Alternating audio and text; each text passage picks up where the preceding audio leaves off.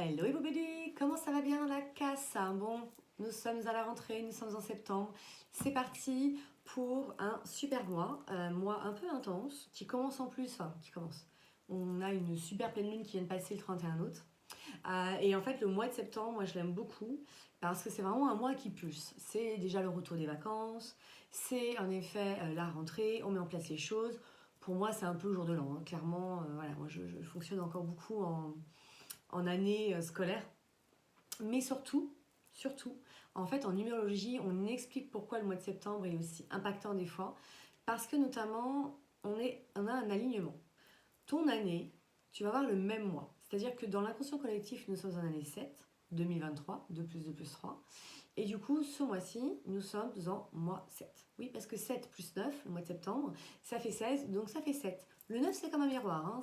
Voilà, tu sais qu'un jour 9, tu as un miroir. Et d'ailleurs, les portails ce mois-ci seront en 9-9. Mais ça, je te l'explique à la fin de la vidéo, les dates importantes pour ce mois-ci.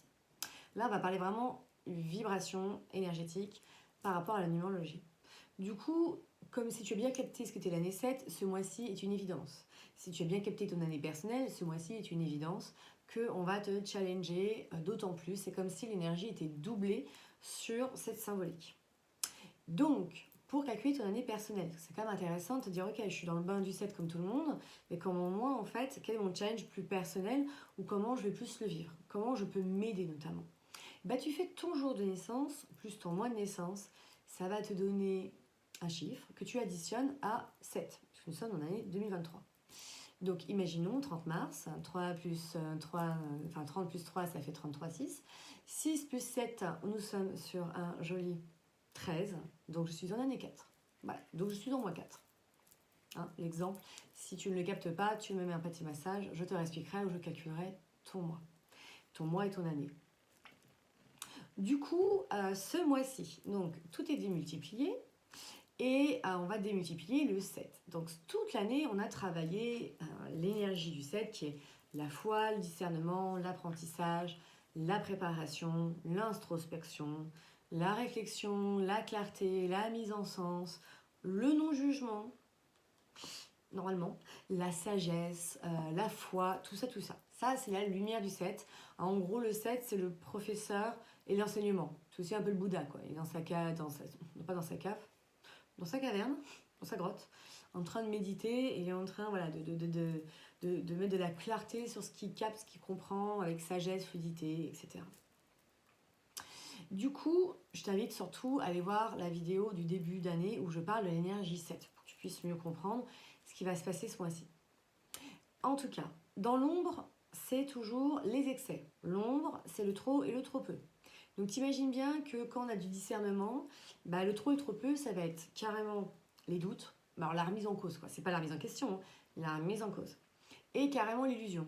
Tout va bien, bisounours, le monde est beau. Non, non. Donc on peut passer en effet du côté ultra complotiste à voilà, mais non, tout le monde est gentil. Un petit doute. Voilà, on peut être justement aussi dans la désillusion, hein, du coup. En tout cas, on va être dans des grandes prises de conscience, mettre du sens. On peut aussi justement perdre la foi. Alors carrément, j'ai plus la foi, de toute façon, j'ai la foi en rien, je crois en rien, ni en la science, ni en la religion, la spiritualité, ni en moi, ni en les autres. Ou à l'inverse, je peux avoir une hyper foi, mais voilà, comme on disait, voilà, on vient dans le côté illusion perchouille, pas illuminé. Hein. Le 7, dans l'excès, ça peut être un gourou. Voilà, par exemple, vous allez croire tout ce que vous lisez. Ah bah ouais, mais c'est dit que le Mercure rétrograde, on va morfler. Non, ça t'invite à l'introspection, c'est ta manière de communiquer, où il peut y avoir en effet des petits blocages pour te rassembler avec toi-même. Voilà, mais c'est ça en fait, c'est de ne pas remettre en question. C'est important d'avoir un esprit critique. Du coup, on peut être dans le non-jugement, alors carrément, du coup, voilà, pas d'esprit critique ou carrément je juge tout. On peut aussi ne rien comprendre, mais on comprend rien.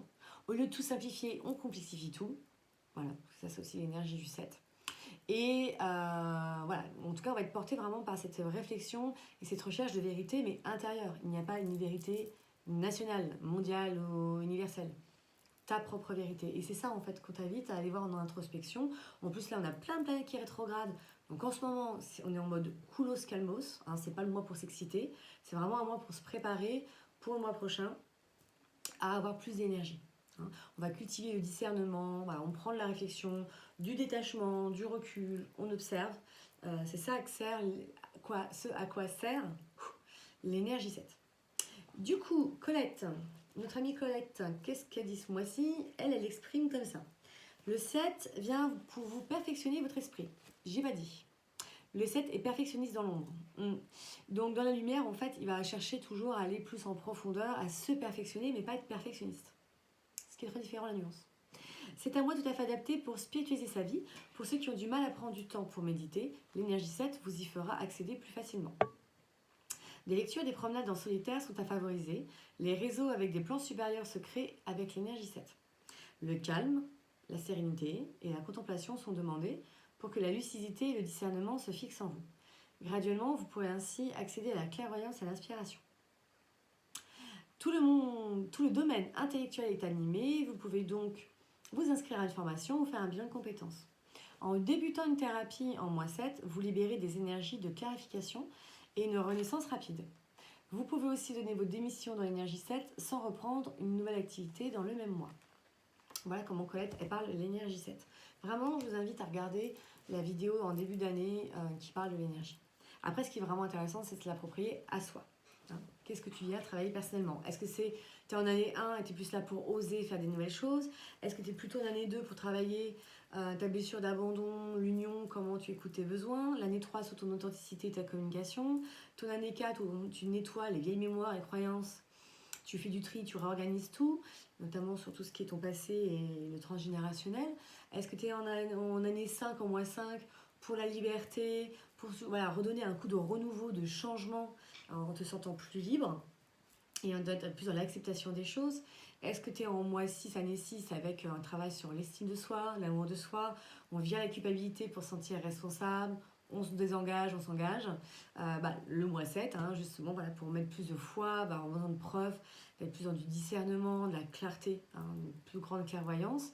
Est-ce que tu es en année 8, mois 8, pour en effet transformer avec puissance tout ton karma, tout ce qui est colère et rancœur, établi sur l'injustice? Et où est-ce que tu es en effet en mois 9, année 9? Oui, c'est ça. Où tu es dans l'ouverture de conscience et tu fermes des chapitres pour commencer un nouveau cycle, par exemple. Voilà, c'est un peu comme ça qu'on peut lire. N'hésite pas à mettre un petit commentaire pour que je sois un petit peu plus explicite. Nous sommes sur les dates importantes. Oui, je vous disais qu'en astrologie, ça allait bien avec des planètes rétrogrades. On en a à peu près 6 depuis un petit moment. Et il y en a certaines qui vont arrêter de rétrograder et d'autres qui vont commencer. En tout cas, une planète qui est rétrograde, c'est un Hartung dans le sens où nous, en tant qu'humains, on n'aime pas parce que l'énergie est freinée. L'énergie est freinée, donc elle nous invite à plus de calme, surtout qu'on en a autant qui rétrogradent. On nous invite vraiment à nous introspecter, à aller vraiment au plus profond soi-même. Et des fois, on n'aime pas faire ça. On n'aime pas parce qu'on peut sentir que nos projets, notre énergie qui veut aller vers l'avant, elle est un peu freinée. Donc soit tu continues, mais tu sens que ça fait ça, soit tu dis ok, on va y aller plutôt comme ça. Voilà. Je ralentis pour aller vers. Donc on est vraiment invité, en tout cas début septembre, à aller vers plus de calme. En plus, la saison de la Vierge, elle n'est pas pumped up. Par contre, elle est plus ancrée. Elle va être dans l'organisation, elle va être plus dans l'analyse. C'est Mercure dans la réflexion. Mais Mercure rétrograde jusqu'au 15 septembre. Donc, on est invité à faire attention à notre manière de communiquer. Voilà, ma manière de communiquer, tout ce qui est moyen de communication, de transport aussi.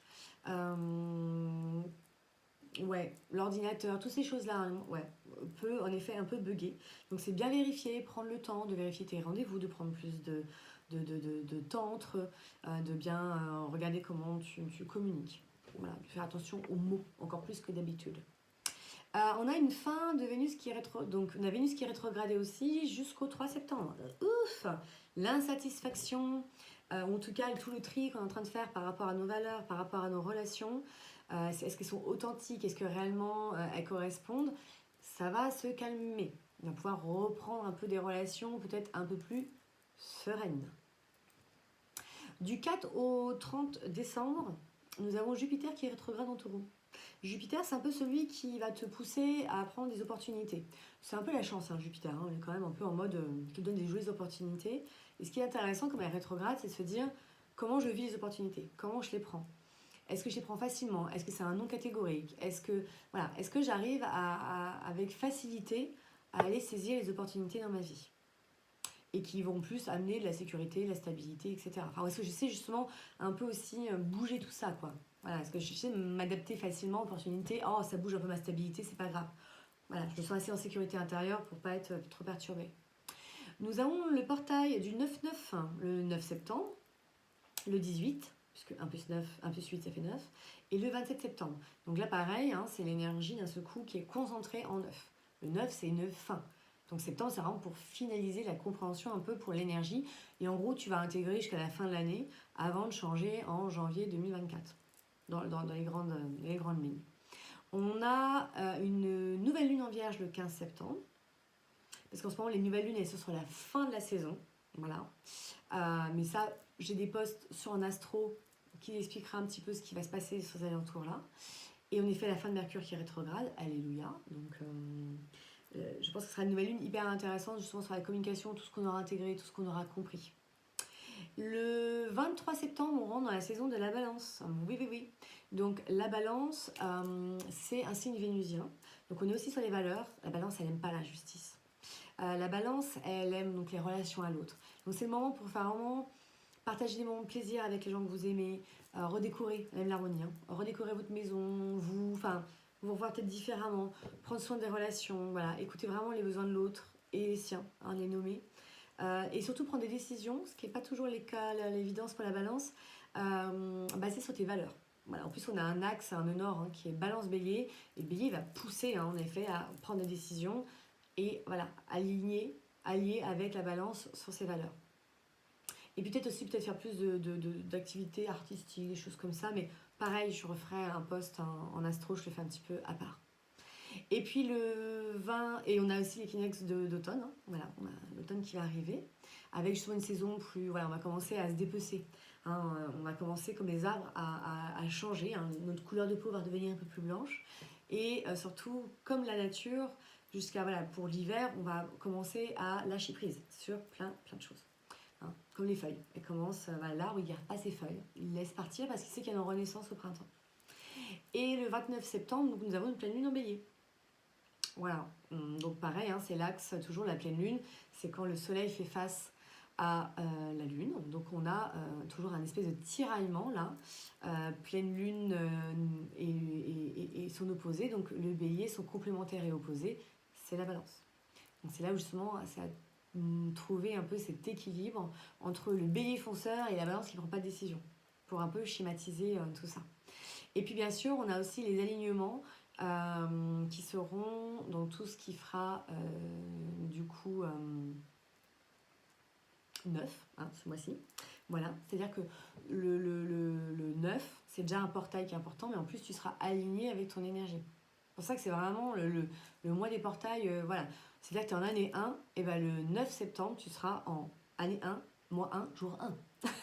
Bon, la dernière fois que j'ai fait un gros portail comme ça en 2020, je me suis pété le mollet, hein, une énorme déchirure, j'ai pas marché pendant 4 mois.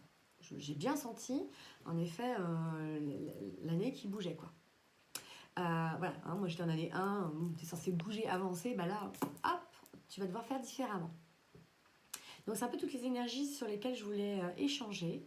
N'hésite pas si tu as des questions, si le format te plaît ou si c'est des suggestions, je prends tout. Mais en tout cas, très joli mois de septembre. Voilà, prends le temps. N'essaye pas d'aller plus vite que la musique, ça ne fonctionnera pas de toutes les manières.